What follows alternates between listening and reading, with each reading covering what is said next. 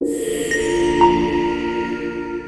To your YouTube channel one shot engineer, जहाँ पे आपको सारे सब्जेक्ट के यूट्यूब नोट्स मिलेंगे एक्सप्लेनेशन के साथ। ये नोट्स AKTU और क्वांटम से बनाए गए हैं और ये वीडियो कुछ 30 मिनट्स की होने वाली है, तो आराम से कहीं जगह देके बैठ जाओ भाई। और आपका भाई आपके लिए इतनी मुश्किल से लेकर आया यार, लाइक कर देना यार, थोड़ा शेयर कर देना कि आपके दोस्तों को भी इससे फ़ायदा हो। और बहुत सिंपल नोट्स बनाए हैं, बस 5 लाइन पढ़ के जाओगे तो भी आराम से एक पेज लिख के आ जाओगे भाई। हिंदी और इंग्लिश दोनों में एक्सप्लेन किया गया है। और चलिए हम शुरू करते हैं।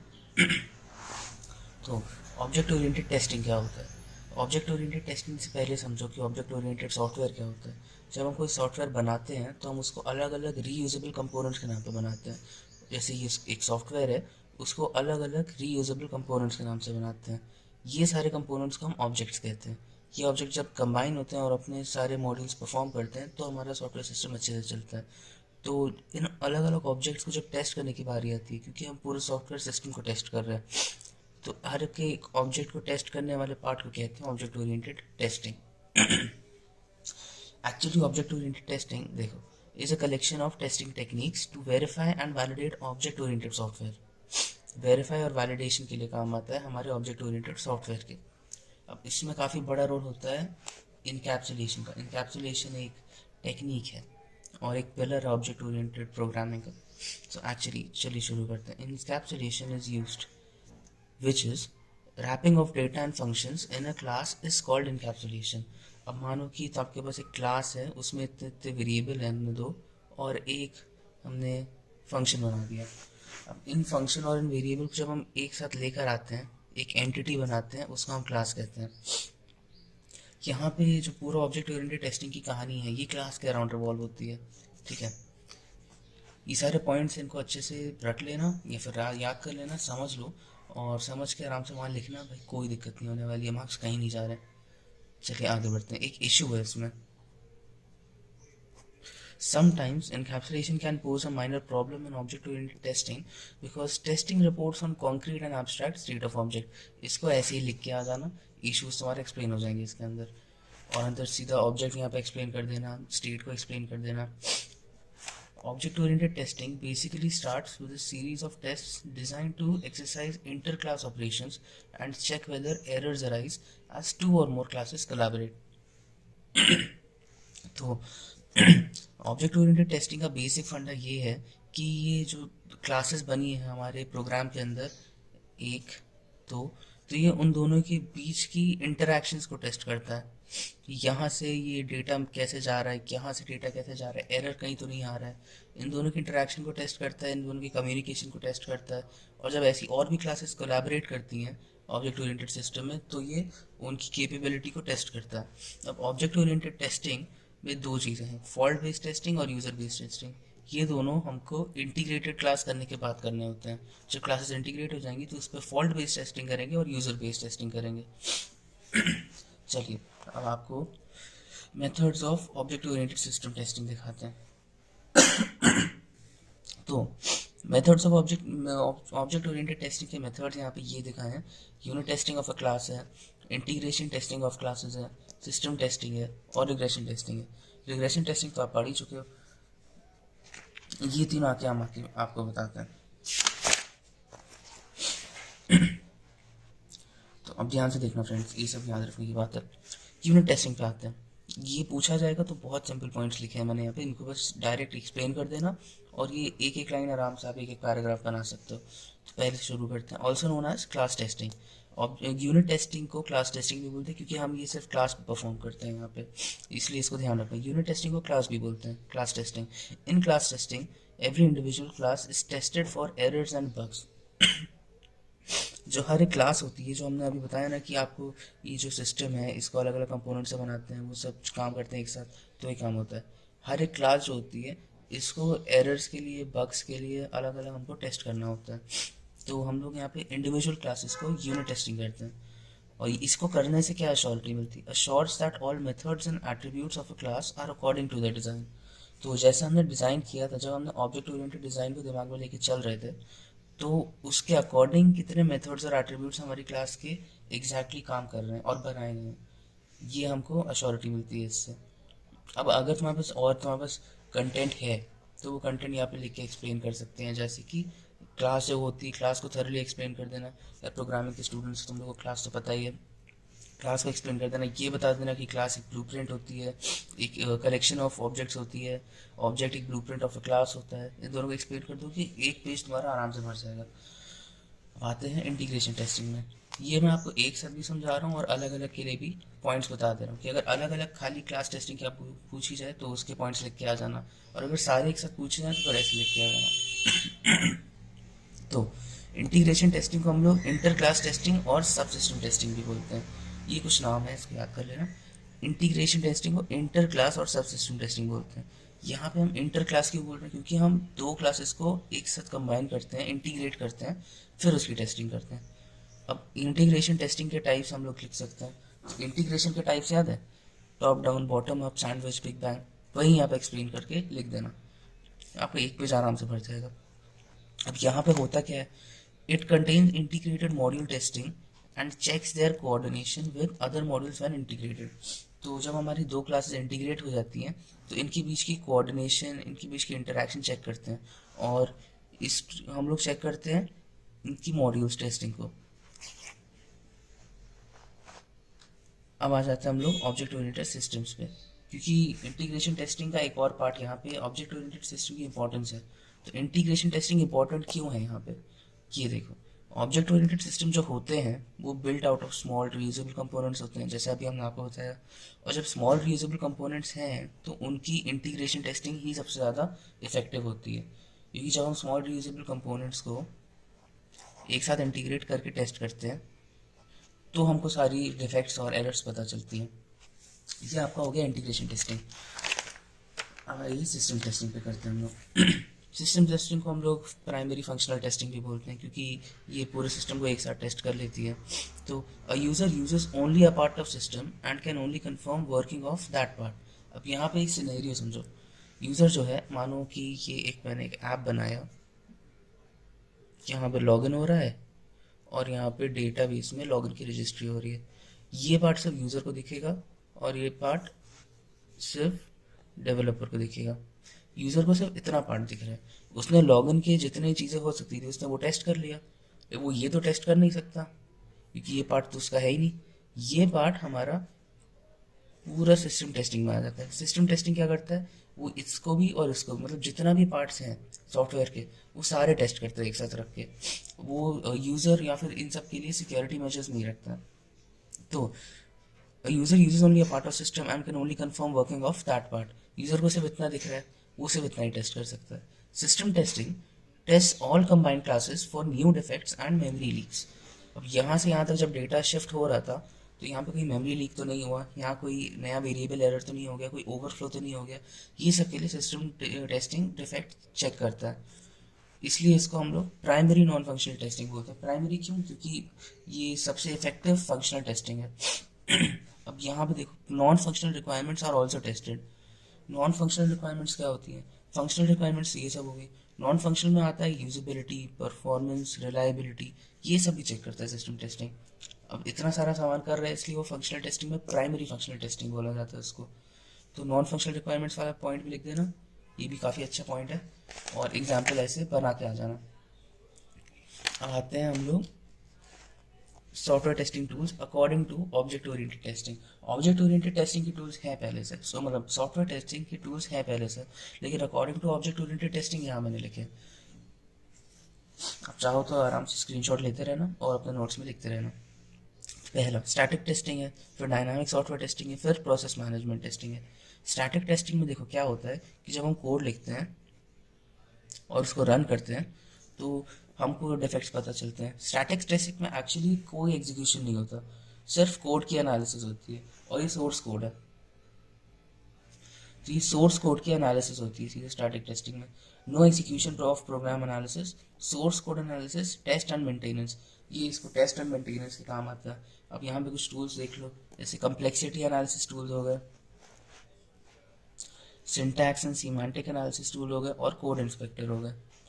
तो इतना आराम से लिख के आ जाना, पूरे मार्क्स मिलेंगे भाई। फिर आते हैं डायनामिक सॉफ्टवेयर टेस्टिंग टूल्स में।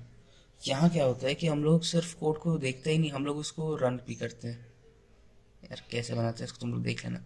हम लोग उसको रन भी करते हैं। हम लोग execution of selected test cases, हम लोग कुछ टेस्ट केसेस को अप्रोप्रिएटली सिलेक्ट कर लेते हैं और उनको इस कोड पे रन करते हैं। रिजल्ट जो आते हैं वहाँ से इस टेस्ट के बाद से उनको एनालाइज किया जाता है कि फेलियर कहाँ पे हुआ था रिजल्ट के दौरान। इनके टूल्स देख लो, कवरेज एनालिसिस है, परफॉर्मेंस एनालिसिस है, फंक्शनल टेस्टिंग टूल्स हैं। फिर आते हैं हम लोग प्रोसेस मैनेजमेंट में। प्रोसेस मैनेजमेंट टेस्टिंग टूल्स क्या करते हैं, वो एक्चुअली टेस्टिंग का जो प्रोसेस है, जो हम लोग यहाँ पे टेस्टिंग का प्रोसेस कर रहे हैं, यहाँ पे टेस्टिंग का प्रोसेस कर रहे हैं, एक्चुअली हम लोग इसको मैनेज करने का काम आता है। Process management tools manages the testing process.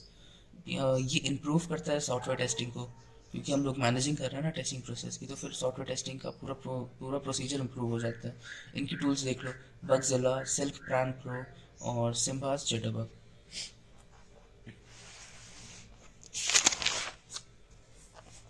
अब आओ आपका वेब एप्लीकेशन टेस्टिंग कंप्लीट किया जाए। तो वेब एप्लीकेशन टेस्टिंग क्या होता है, आप लोगों ने वेब ऐप्स बनाए हैं, देखे हैं, जितने भी ब्राउज़र पे ऐप चलते हैं, फेसबुक हो गया, इंस्टाग्राम हो गया, लिंक्डइन हो गया, ये सारे ब्राउज़र वाले चलने वाले, ये सब वेब ऐप्स कहलाते हैं, वेब एप्लीकेशंस को। और इनको टेस्ट करने के तरीके ऐसे हैं कि testing techniques that focuses on testing web application. यहाँ पे आप लिख सकते हो, लिंक्डइन हो गया, फेसबुक हो गया, वो सब एक्सेट्रा। तो एक्सप्लेन कर देना। हम लोग ये करते हैं कि वेब एप्लीकेशंस कैसे काम करते हैं वो तो हम यहाँ लिख देंगे, और एक्सप्लेन कर देना होते क्या है, उनकी सर्विस क्या होती है, उनकी होस्टिंग क्या होती है, उनकी फंक्शनैलिटी क्या होती है, वो ब्राउजर्स पर रन कर सकते हैं, ये सब आप एक्सप्लेन कर देना, आराम से आपका एक पेज भर जाएगा। In web based application is completely tested before going to production environment.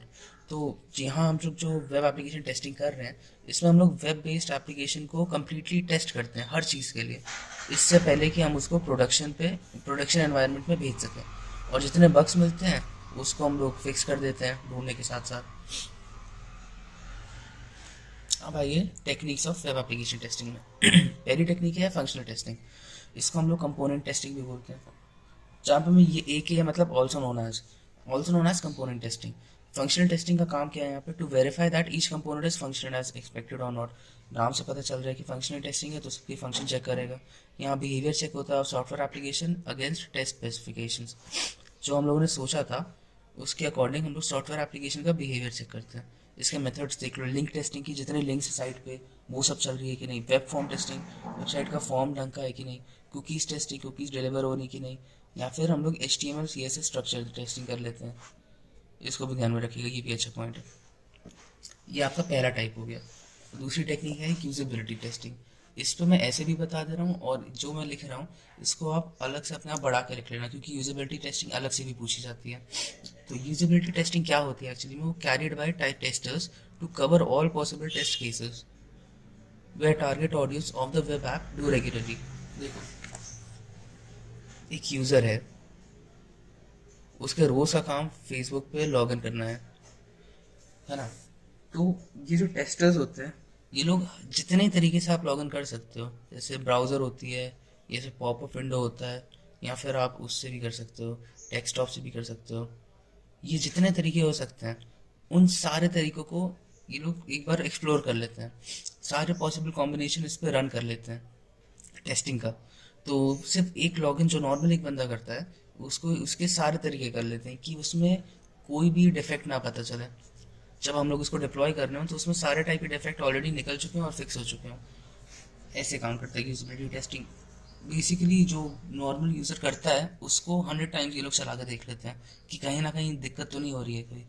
जैसे कि देखो यहाँ पे कुछ एग्जाम्पल्स लिखे हैं मैंने, नेविगेशन ऑफ वेबसाइट आगे पीछे चला के देख लेंगे, मेन्यूज़ देख लेंगे, लिंक्स देख लेंगे, बटन्स देख लेंगे, यूजिंग की ईज देख लेंगे कि आराम से सब कुछ मिल जा रहा है कि नहीं मिल जा रहा है, हेल्प इंस्ट्रक्शंस अच्छे से दिख रहे हैं कि नहीं, कंटेंट टेस्टिंग देख लेंगे, कंटेंट में स्पेलिंग एरर्स देख लेंगे, कोई है तो नहीं वेबसाइट में, इमेजेस कहीं गिर तो नहीं रही इधर उधर, या फिर टेक्स्ट कहीं ओवरफ्लो तो नहीं हो रहा बॉक्सेस और डिविजन्स के बाहर। ये हो गया आपका यूजेबिलिटी टेस्टिंग। अब आते हैं हम इंटरफेस टेस्टिंग पे। इंटरफेस टेस्टिंग नाम से पता चल रहा है कि यहाँ पे हम लोग web server, application server and database server के बीच का इंटरफेस चेक करते हैं। अब देखो यार, यहाँ इंटरफेस टेस्टिंग को कुछ लोग UI बोल देते हैं, ये गलत है। ये यूज़र इंटरफेस नहीं है, ये इंटरफेस सिर्फ वेब सर्वर, एप्लीकेशन सर्वर और डेटाबेस सर्वर के बीच का है। इस इंटरफेस में सिर्फ data flow between the systems check किया जाता है, इसमें कोई UI चेक नहीं हो रहा है। ये इंटरफेस का मतलब यूज़र इंटरफेस नहीं है, याद रखना।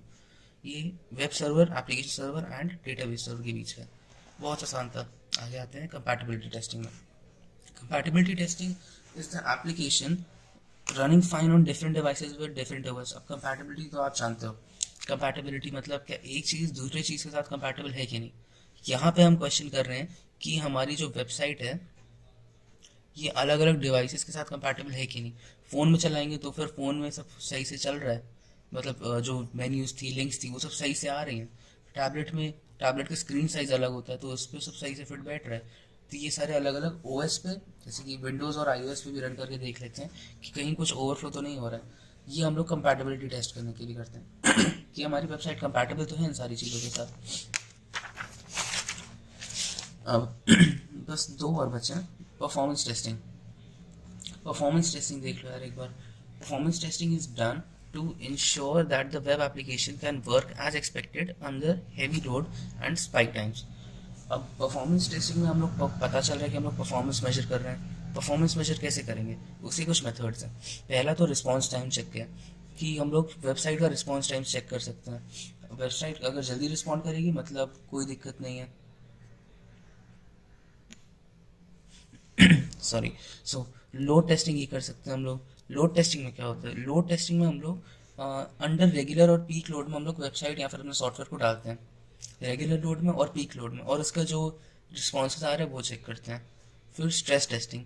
स्ट्रेस टेस्टिंग में हम लोग ये करते हैं कि हम लोग वेबसाइट को इतना इनपुट देते हैं कि वो फेल हो जाए, और उसके फेलियर के ठीक पहले के पॉइंट पे, जैसे उसका ब्रेकिंग पॉइंट होता है, उसके ठीक पहले के पॉइंट पे हम उसके सारे वाइटल्स चेक करते हैं। सारे डेटा कलेक्शन, सारी मेमोरी लीक्स कहीं जहाँ से हो रही हैं उन सबको चेक करते हैं। फिर आते हैं हम लोग परफॉर्मेंस मेजर्स में। ये कुछ तरीके हैं जिससे आप अपनी परफॉर्मेंस को इम्प्रूव कर सकते हो, मेजर कर सकते हो। हम लोग को ब्राउज़र और सर्वर साइड कैच इनेबल करना होता है। ठीक है, ये अच्छे सा पॉइंट लिख के आ जाना, आराम से एक ही चीज़ को एक्सप्लेन कर देना, मार्क्स कहीं नहीं जा रहे हैं। आते हैं सिक्योरिटी टेस्टिंग पे। तो security testing is done to check if the site और web application is reliable for transactions. अब सिक्योरिटी से तो यार नाम से ही पता चल रहा है कि सिक्योरिटी टेस्टिंग में क्या हो रहा है। सिक्योरिटी टेस्टिंग में हम लोग चेक कर रहे हैं कि वेब एप्लीकेशन ट्रांजैक्शन करने के लायक है कि नहीं, वो सिक्योर है कि नहीं। सिक्योरिटी में सिक्योरिटी चेक करते हैं। तो मेथड ये कर लो कि चेक कर लो कि प्राइवेट इन्फॉर्मेशन कैसा हैंडल कर रही है, जैसे क्रेडिट कार्ड नंबर हो गया, OTPs हो गए। फिर दूसरा हम लोग ये चेक कर सकते हैं कि इंक्रिप्शन ऑफ SSL सर्टिफिकेट्स कितना अच्छा है, 128 बिट है, 64 बिट है। तीसरा हम लोग ये चेक कर सकते हैं कि जो सेशंस हैं, जब हम लोग लॉगिन करते हैं, और लॉगिन देखो यार, ये लॉगिन है और ये लॉग आउट है। मानो कि यूज़र सुबह लॉगिन करके चला गया 11 बजे और वापस आके वो देख रहे हैं 12 बजे रात के कि वो अभी भी लॉग्ड इन है। ये खराब बात है। ये यहाँ पे उसके पूरे दिन की सिक्योरिटी कोई भी उसका अकाउंट यूज़ कर सकता था ना।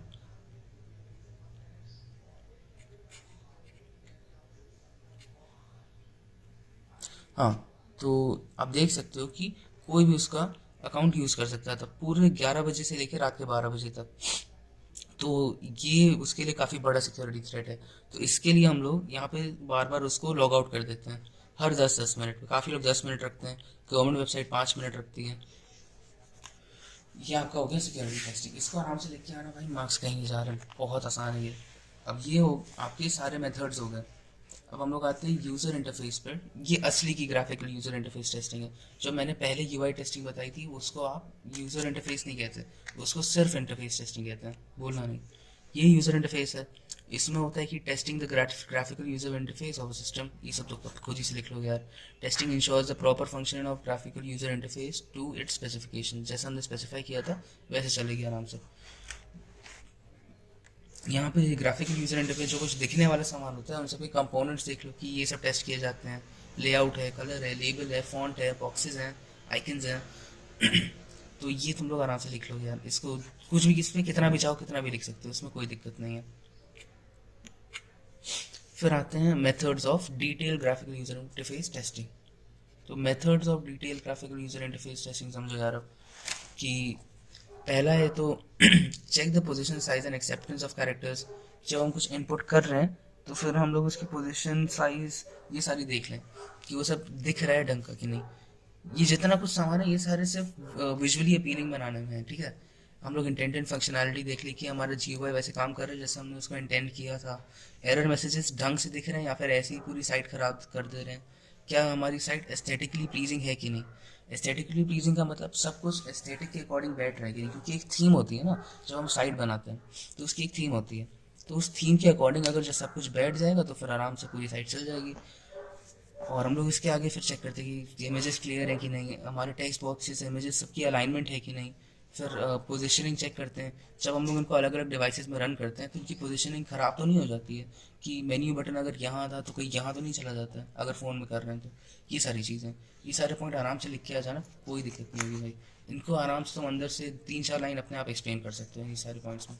ये मेथड हो गए detailed graphical user interface testing के। अब आते हैं यूजेबिलिटी टेस्टिंग फिर से, लेकिन ये स्टैंड अलोन यूजेबिलिटी टेस्टिंग, क्योंकि ये काफ़ी बड़ा टॉपिक है ना, इसलिए। यूजेबिलिटी टेस्टिंग क्या होती है? It is a technique that tests if the product design is easy to understand by a regular user या फिर कंज्यूमर। अब देखो यार, रेगुलर यूज़र या कंज्यूमर जो होता है उसको नॉर्मल बस प्रोडक्ट चाहिए कि उसका काम हो जाए, उसको प्रोडक्ट को एनालाइज नहीं करना है, उसको एवेलुएट नहीं करना, वो एक्सपर्ट नहीं है। तो उसके लिए पूरी डिटेल में यूज़ हो रहा है कि नहीं सारी चीज़ें जैसा वो चाहता है वैसी बैठ रही हैं कि नहीं, ये हम लोग चेक करते हैं यूजेबिलिटी टेस्टिंग में। अब हमको क्या करते हैं, ये gives us a look on how the real users use the system. इसको आप समझ ही गए हो आराम से।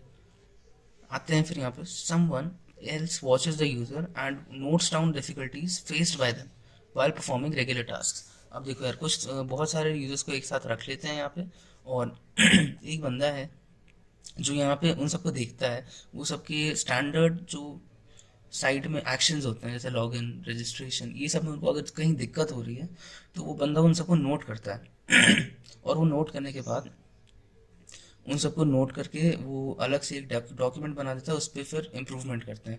उसके बाद एक नया वर्जन निकालते हैं, फिर उसको यहाँ पे टेस्ट करते हैं। ये वर्जन मान लो A, ये वर्जन मान लो B। ऐसे काम करते हैं यूजेबिलिटी टेस्टिंग। अब आते हैं मेथड्स ऑफ यूजेबिलिटी टेस्टिंग पे। पहला देख लो, हॉलवे टेस्टिंग। अब नाम से क्या समझ में आ रहा है? हॉलवे का मतलब क्या होता है?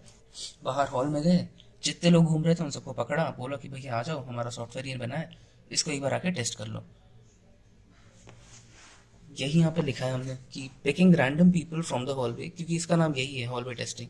तो people are called from anywhere with different features and understanding. सबकी अपनी अपनी सोच होंगी, अपने अपने पॉइंट ऑफ व्यू होंगे, तो उनको अपने अपने पॉइंट ऑफ व्यू के हिसाब से जज करने को बोलते हैं हमारे प्रोडक्ट को। They are told to test a product and 95% of usability problems are revealed within usability testing. ये बहुत अच्छा तरीका है, हॉलवे टेस्टिंग बहुत अच्छा तरीका है। यहाँ यूजेबिलिटी, यहाँ हॉलवे होगा। यहाँ ये हम लोग को सिर्फ रैंडम लोगों को उठाना होता है हॉलवे से, और उनको बताना होता है कि हमारे सॉफ्टवेयर प्रोडक्ट को आके टेस्ट कर लें। टेस्टिंग में जो जो प्रॉब्लम निकलेंगी उसको फिक्स कर लें, फिर हम लोग वापस ये रिपीट कर सकते हैं। Second method of usability testing देखो, एक्सपर्ट रिव्यू। एक्सपर्ट रिव्यू देखो यार एक्सपर्ट रिव्यू में ये होता है कि experts are brought to evaluate the usability of a product. Experts जो लोग होते हैं, जिनके यूजेबिलिटी टेस्टिंग में एक्सपर्ट्स होते हैं, उन सबको बुलाया जाता है और हमारे प्रोडक्ट को उनके सामने रिव्यू किया जाता है। वो सब इवैल्यूएट करते हैं और एक ऑडिट तैयार करते हैं। An audit is created by one or more human factor experts. This evaluators measure efficiency, usability and effectiveness based on usability principles। अब यूजेबिलिटी प्रिंसिपल्स कुछ 10 यूजेबिलिटी प्रिंसिपल्स होते हैं, आप उसको क्वांटम से ढूंढ के यहाँ पे लिख दोगे तो आपको फुल मार्क्स मिल जाएंगे। वैसे इतना एक्सप्लेन कर दोगे तो भी आपको फुल मार्क्स मिल जाएंगे। और एक और है, ये ए बी टेस्टिंग कहलाता है। ए बी टेस्टिंग देखो यार, ए बी टेस्टिंग मैं फिर से समझा देता हूँ। मैंने अभी यहाँ पे आपको बताया था इधर कि हमने एक वर्जन बनाया, उसको यहाँ हॉलवे टेस्टिंग करी, तो हम लोग को जो जो दिक्कतें मिली हमने उसको नोट डाउन किया और उससे इंस्पायर होकर एक दूसरा वर्जन बनाया। तो यहाँ पे हम लोग इसी को यहीं पे करते हैं। ए बी टेस्टिंग में ये होता है कि हम एक वर्जन बनाते हैं ए, और उसमें एक ऐसा फीचर होता है जो काफ़ी बड़े इम्पैक्ट का होता है। बड़े इम्पैक्ट किसको? To the user. तो इस फीचर को हम लोग ए में इंक्लूड करते हैं और एक और वर्जन बनाते हैं बी, जिसमें हम लोग उसका मॉडिफाइड वर्जन इंक्लूड करते हैं। हम लोग सेम टू सेम नहीं बनाते, हम लोग इसको मॉडिफाई वर्जन यूज़ करते हैं। और हम लोग इन दोनों को टेस्ट करते हैं। यूज़र को अगर ए पसंद आया तो हम लोग इसको लेके डेवलपमेंट आगे बढ़ेंगे, नहीं तो हम लोग बी को लेके डेवलपमेंट आगे बढ़ेंगे। इसलिए इसका नाम है A B testing. A B के बीच में स्लैश है ना, या तो ए जाएगा या तो बी जाएगा। तो two version of the same product are created. First has the intended design and second has some modified design based on user aspect. ये यूज़र है, तो पहले का डिज़ाइन वैसे ही था जैसे इंटेंशन था, और दूसरे का डिज़ाइन थोड़ा चेंज था यूज़र के एस्पेक्ट के अकॉर्डिंग। अब दोनों को कंपेयर किया जाता है और एक को चूज़ किया जाता है।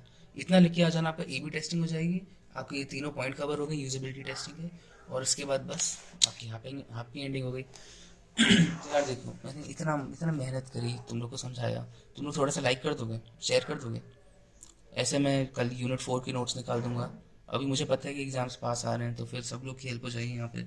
ठीक है, लाइक कर देना यार, शेयर कर देना, और बेस्ट ऑफ लक।